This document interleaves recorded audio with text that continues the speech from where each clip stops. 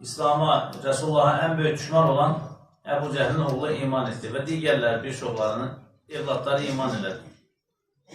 Cenab-ı Hak katından gönderdiği habli metin, yani tutunacak en sağlam kulp olan Kur'an-ı Kerim'e möhkemce sarılmalı, kınayanın kınamasına fikir vermeden Kur'an'ın rehberliği altında bir ömür sürmeyi cümlemize nasip ve müyesser eylesin. Amin. Yani əzizlərim, evlatlarımızı Kur'an əxlaqıyla əxlaqlandırmalıyıq. Kur'an okuya bilmeyen evladımız kalmaması lazım. Ağaç yaş genelidir. Biraz böyüdükten sonra, nefsani duygular ortaya girdikten sonra artık sen istesen bile o yola gelmir. Artık arkadaş çevresi veyahut da başka çevreler onu neynir? Öz ağuşuna alır. Atanın adı Mehmet, oğlun adı ne bileyim İslam'ı biraz ama emel eşne. Emel gayrimüsəlmanların davranışları, gayrimüsəlmanların hərəkətləri. Geyim keçim gayrimüsəlmanın geyim keçimi, yemək tərzi, gülüş tərzi gayrimüsəlmanların yemək tərzi, gülüş tərzi. Yani çok ehtiyatlı olmaq lazımdır. Ne kadar ki fürsət əldedir, imkan var. Bakın 40 yıl bundan evvel, 50 yıl bundan evvel evladıma niye Kur'an-ı Kerim öğretmirsən diye kimse məsul tutulan bilmezdi Allah katında. Çünkü mevcut hakimiyet o dövrde, komünist rejimi Allah diyeni neyinirdi? Hepsiliyirdi. Kur'an-ı Kerimleri yandırırdı, falan lirdi, peşman lirdi. Oruçtanları zorla oruçlarını pozdurdurdular məktəbdə. Yadıma gelir, yaşlı bir həbbə müəllimə var idi. Dedi ki 28 gün oyna qaça deyir, orucumu tuttum deyir. İbtidai sinifdə. Atamla evde, anamla evde orucumuzu tuturdu. 28. gün Ramazanın 28'inde müəllim zorla su içtirip orucumu pozdurdu. Elə bir rejimden, yani o rejimde evladına niye Kur'an-ı Kerim öğretmedin, niye Kur'an ahlakı vermedin diye mesul olmazdı insanlar. Ama bugün elhamdülillah o serbestlik verilip, yani Kur'an-ı Kerim öğrenmek, isteyen gelip öğrenebilir. Ve o dövrde Fatiha suresini doğru dürüst okuyabilmeyen, doğru dürüst okuyabilen insanlar yokken indi Allah'a şükür hafız Kur'anlarımız var. Bir ayeti düzgün, yani ona göre biz mesuluz. Mutlaka evlatlarımızı Kur'an ahlakıyla ahlaklandırmalıyız. Yoksa sabahlarım Allah'a verecek cevabımız olmaz. Allah korusun, yüzümüz kara çıkar o dünyaya. Yani evlatlarımızı bu 70 yıllık, 80 yıllık bu hayatta müvaffak olsunlar, bir kürsü sahibi olsunlar, bir iş sahibi olsunlar, bir sabit maaşları olsun diye o hazırlığa, bu hazırlığa, bura pul kaçlayan insanlar niye göre güzel dinimiz, ebedi hayatın kurtuluşu için Kur'an ahlakıyla evlatlarımızı ahlaklandırmır? Yoksa bizim ahiret inancımız yok mu? İnanmırız mı biz ahiretin varlığına? Haşa. Eğer inanırsa o zaman hazırlaşmalıyız. Bir həftəlik bir sanatoriya veya da bir gəzinti səfərinə 10 gün, 5 gün əvvəldən başlayırsan çamadanı yığmağa, paltarları falan yerdə yiyəcəm, peşman şey edəcəm, diş fırçamı götürüm falan peşmanlıyım. Və əbədi həyat olan ahirət üçün hazırlıq lazım deyilmi? Ona göre kardeşler çok dikkatli olmak lazım. Çok ciddi meseleler bunlar. Yani göz ardı eləməmək lazımdır, kulaq ardı eləməmək lazımdır.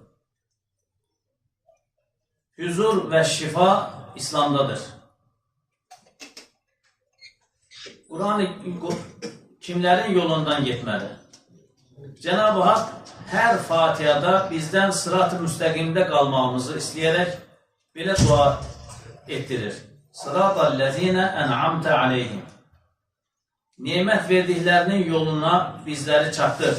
Yani bizi peygamberler, sıddıklar, şehitler və salihlərlə bərabər eylə. Onların yolundan gedənlərdən eylə. Qayril məğdubi aleyhim vələddalin. Amin. Qəzəbə uğrayanların və dəlalətə düşənlərin halından, yəni haqq yoldan sapanların yolundan isə bizi mühafizə elə.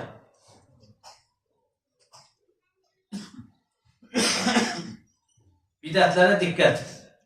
Bir gün Həzrət Ömər radiyallahu anh əlində bir qism Tövrat səhifələri ilə Peyğəmbər Efendimiz sallallahu aleyhi ve sellemə gəlib, ey Allahın Rəsulü, onlar Tövratdan bəzi qismlər, onları bir arkadaşımdan aldım dedi. Peyğəmbər Efendimizin üzünün rəngi birdən dəyişdi. Bunun üzərinə Abdullah bin Zeyd radiyallahu anh Həzrət Ömərə, Allah sənin ağlını başından mı aldı? Resulullah'ın üzü nə hala gəldi, görmürsənmi, dedi.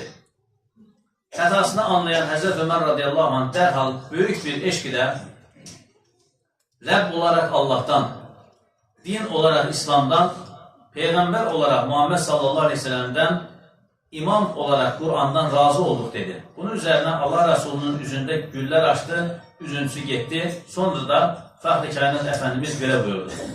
Nəfsin qüdrət əlində olan Allah'a and içirəm ki, əgər Musa aleyhisselam aranızda olub da ona uyaraq məni tərk etsəydiniz, dərin bir dəlalətə düşmüş olardınız.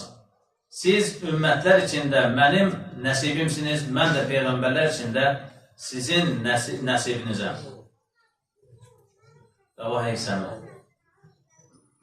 Yəni, artıq Qur'an gəldikdən sonra öncəki kitabların hökmü qaldırılmışdır. Biz öncəki peyğəmbərlərə iman edərik, öz dövrlərində, öz zamanlarında dinləri təbliğ eləmişlər, öz La ilahe illallah tövhid əqidəsini təbliğ eləmişlər.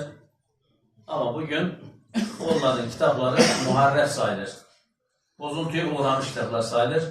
Sadəcə Qur'an-ı Kərimə tabi olmaq gərəkir.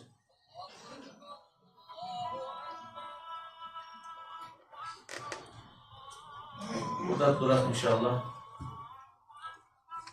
Məlumunuz olduğu kimi ayın 21'i mübarək 3 aylar dediyimiz, yəni Rəcəb, Şaban və Ramazan mübarək 3 aylar deyə dini literaturda bəhsi keçən 3 ayların başlayırıq. Ayın 21'i Rəcəb şərifin biridir. Ona görə mümkün mərtəbə Rəcəb ayında digər aylara nəzərən daha çox oruca diqqət eləmək, neçə gün bacarırsa o qədər oruç tutmaq, yəni fizikən də Ramazana hazırlıq olsun deyə həm Rəbbimizin rizasını qazanmaq, həm də bədənsel olaraq, fiziki olaraq Ramazana hazırlıq. Mümkün mərtəbə 1-ci, 4-cü günün oruçlarını, 13, 14, 15-ci günün oruçlarını, yəni Eyyam-ı Biz dediyimiz oruçları tutar inşallah. Rəbbim 3 aylarımızı xeyirli mübarək eyləsin. Ayın 25-dən 26-sına keçən gecədə Rəqaib gecəsidir. Allah Teala gecələrimizi mübarək eyləsin. O gecələrdən layiqincə istifadə edə bilməyi hamımıza lütf ehsan eyləsin. İstər ön cəbhədə olsun, istər arxa cəbhədə olsun. Xalqımızın, millətimizin, məmləkətimizin bütövlüyü və əmin-amanlığı üçün xidmət edən əskər və zabitləri və digər insanları Allah Teala öz hıfz zamanında saxlasın. İşi olmayanlara iş, eşi olmayanlara eş, evladı olmayanlara Allah Teala salih və salihə evladlar ihsan eyləsin. Evladı olanların da Allah Teala sayını artırsın və salihlərdən eyləsin. Allah Teala ordumuzu müzəffər, düşmənlərimizi qəhr-i pərişan eyləsin. Şəhidlərimizin ruhu şad olsun, qazilərimizə Allah Teala acil şifalar ihsan eyləsin. İşində sıxıntısı olan qardaşlarımızı da Allah Teala xeyirli, fərahlıq, işə vaxtlığı ihsan eyləsin. Dualarımızın qəbulu üçün Allah rızası üçün El-Fatiha.